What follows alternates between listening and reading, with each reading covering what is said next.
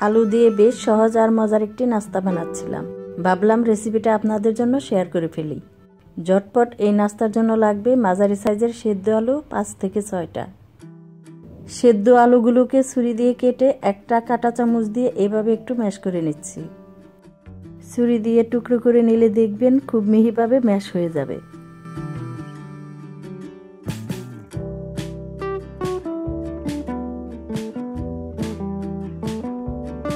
আলু সবগুলো ভালো মতন ম্যাশ করে নেওয়ার পর দিচ্ছি গোলমরিচ গুঁড়া 1/2 চা চামচ, লাল মরিচ গুঁড়া 1/2 চা চামচ, স্বাদ মতো লবণ দিয়ে দিচ্ছি, কর্নফ্লাওয়ার দিচ্ছি 2 টেবিল চামচ। এবার হাত দিয়ে সবকিছু খুব ভালো মতন মাখিয়ে নিতে হবে। যতটুকু পারবেন মিহিভাবে মাখিয়ে ফেলবেন।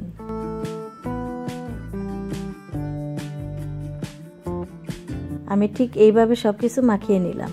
খেয়াল রাখবেন আলুটা যাতে দানা দানা না থাকে। এবার দিচ্ছি ধনিয়া পাতা। ধনিয়া পাতা দিয়ে আবার ভালো মতন মাখিয়ে নিচ্ছি।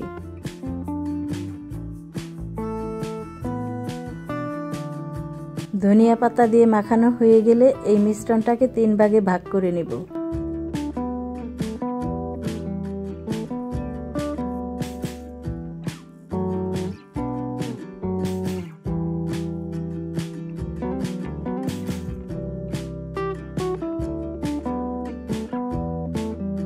এবার 1 ভাগ নিয়ে ঠিক এভাবে রোল করে নিচ্ছি।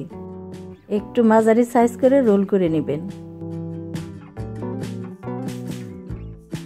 ঠিক একইভাবে সবগুলো আলুর মিশ্রণ এভাবে লম্বা রোল বানিয়ে নিলাম।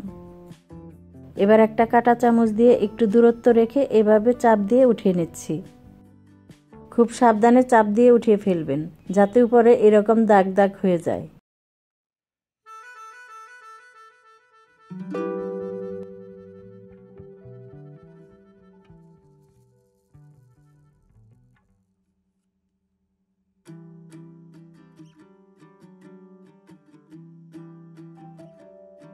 এবার এভাবে ভাগ ভাগ করে বিস্কুটের মতন সাইজ করে কেটে নিচ্ছি।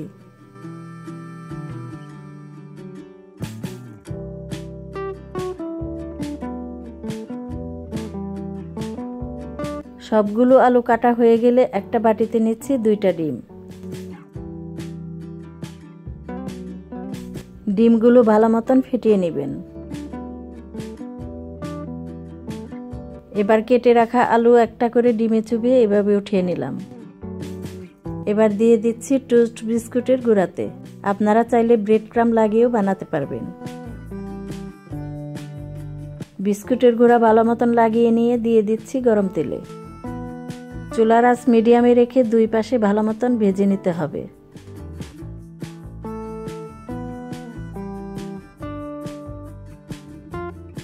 দুই পাশে হালকা রং করে ভেজে তেল ভালো মতন ঝরিয়ে উঠিয়ে ফেলবেন।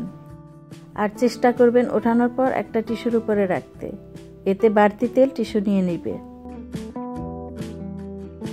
খুব অল্প সময়ে ঝটপট একটি রেসিপি বিকেলে নাস্তায় বানিয়ে দেখতে পারেন। আজকের মতন আমি বিদায় নিচ্ছি। সবাই অনেক ভালো থাকবেন, সুস্থ থাকবেন। আল্লাহ হাফেজ।